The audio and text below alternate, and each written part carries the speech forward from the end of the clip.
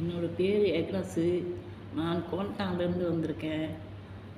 நம்மட்ட வந்து ஏசப்பாவோட பிள்ளைங்க.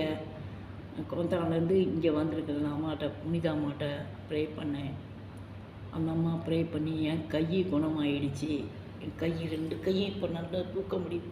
ஏசப்பாவுக்கு நன்றி. ஸ்தோத்திரம், கோடான கோடி ஸ்தோத்திரம். நன்றி அப்பா, நன்றி அப்பா, நன்றி அப்பா. உமக்கு நன்றி தேவனே. இன்னைக்கு என் கையை தூக்க முடியுது. அல்லேலூயா, அல்லேலூயா.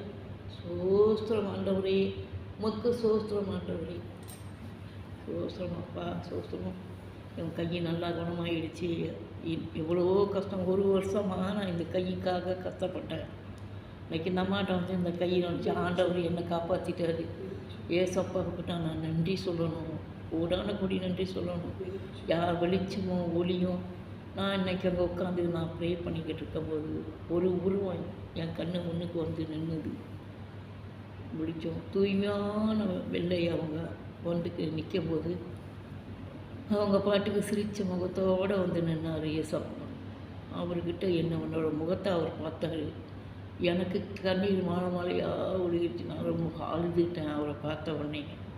பல வருஷத்துக்கு முன்னே அவரை நான் பார்த்துருக்கேன். அதே உருவத்தை இன்றைக்கி நான் பார்த்தேன். ஆண்டவருக்கு நான் நன்றி சொல்லணும். இது ஏசப்பா தான் ஒரு பொழுது எங்களை கையை உடலை கண்டிப்பாக வருவார்.